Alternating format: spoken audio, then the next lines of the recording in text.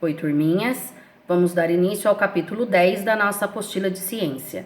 Nesse capítulo, nós vamos falar sobre as misturas do cotidiano. Se eu perguntasse para vocês o que um artista utiliza para fazer uma tela como essa, vocês provavelmente me responderiam pincéis, tintas, em uma tela que poderia ser de tecido ou de madeira.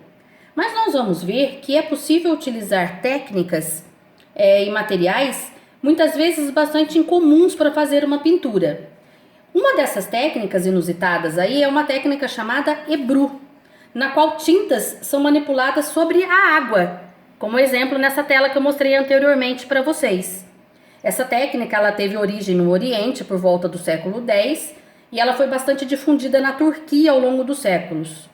Nessa técnica, o artista ele manipula tintas sobre a água e utilizando recursos variados, ele cria diversas representações, que vão desde pequenos pontos até complexas paisagens. Um dos nomes mais citados hoje na técnica Ebru é esse artista aí chamado Garipiai. Esse artista ele mistura a técnica Ebru com outras técnicas contemporâneas. Eu vou deixar um vídeo para vocês que mostra um pouco dessa técnica, ela é bem interessante, assistam. É uma técnica bem diferente. Só lembrando que no início da técnica, as pinturas elas permaneciam no recipiente com água. E foi somente ao longo dos séculos que as obras começaram a ser repassadas para o papel. Tá? Então é uma técnica bastante interessante. Bom, a água e a tinta, componentes essenciais aí nessa arte, são exemplos de mistura. Assunto então que nós vamos continuar explorando nesse capítulo. Aqui o vídeo, tá? Que eu vou deixar para vocês, assistam porque vale muito a pena. Bom, aqui eu tenho dois recipientes, um com água e sal e um com gasolina e água. Vocês saberiam me responder por que o sal se dissolve completamente na água e a gasolina não? Ou, se eu colocasse uma quantidade muito grande de sal nessa água, esse recipiente 1 ficaria com essa mesma aparência? Ou ainda, por que a gasolina fica em cima e a água embaixo? Então tentem responder a esses questionamentos da página 86, por favor.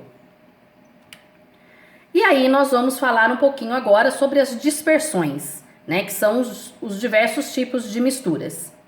Como foi visto no capítulo anterior, a junção de duas ou mais substâncias gera uma mistura, que a olho nu pode ser classificada tanto como homogênea quanto heterogênea. Bom, independentemente do número de fases visíveis a olho nu, as misturas são chamadas de dispersões. Então, nesse caso aí, a água com sal, a água com areia, são exemplos de dispersões. As dispersões, elas recebem diferentes classificações de acordo com algumas características.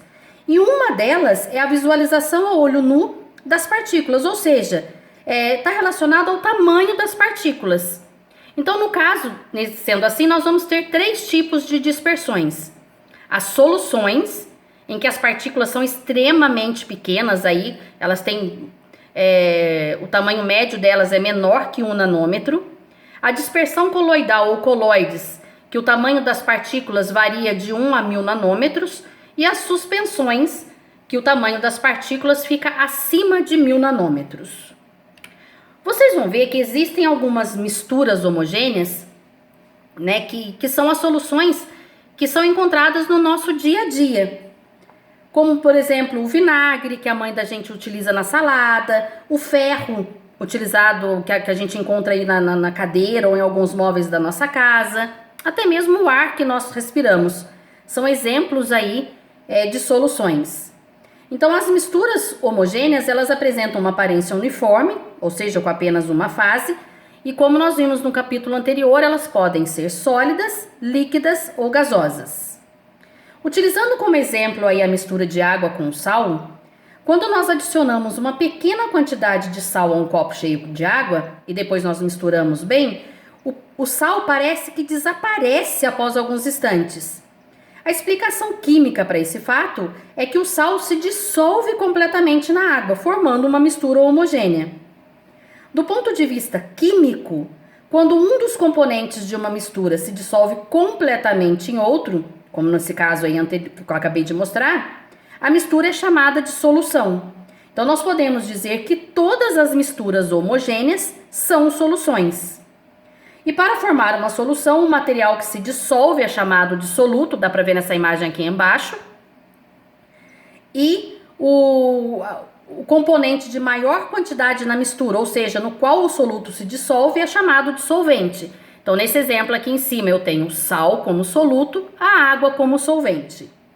Uma outra característica das soluções é que não se pode separar os seus componentes por meio de técnicas comuns, como a filtração, por exemplo.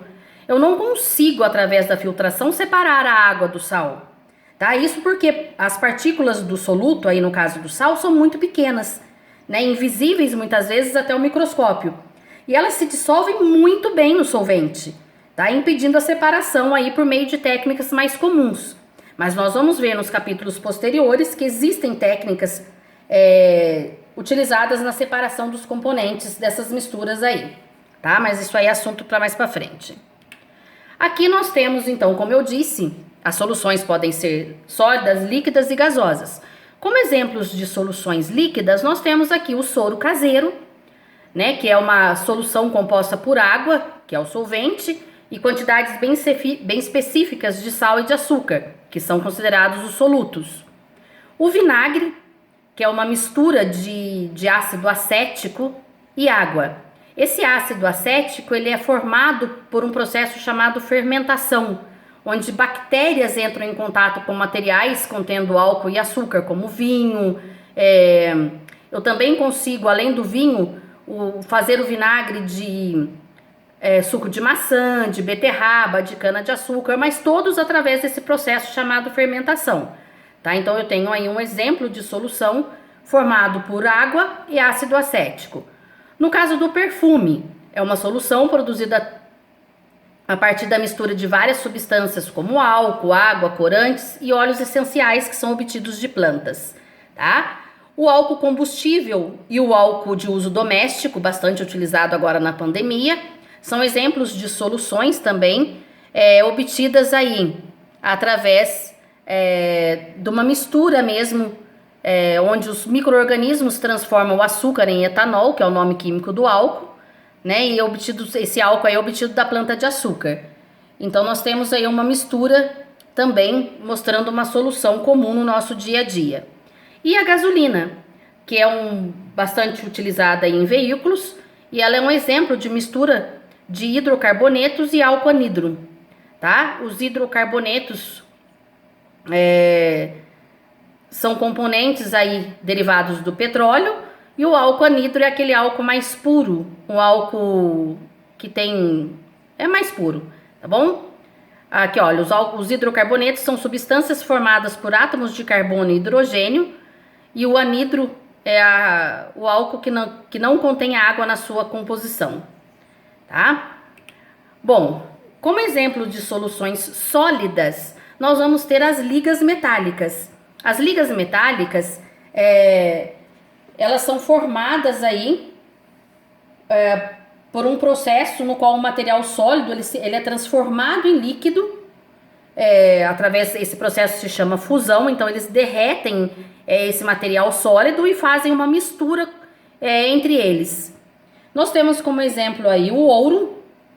O ouro puro, ele é chamado de ouro 24 quilates. Já esse ouro que geralmente nós usamos para fabricar joias é chamado de ouro 18 quilates, ou seja, ele não é um ouro puro, porque ele resulta da mistura de 75% de ouro e 25% de outros metais, como prata e cobre.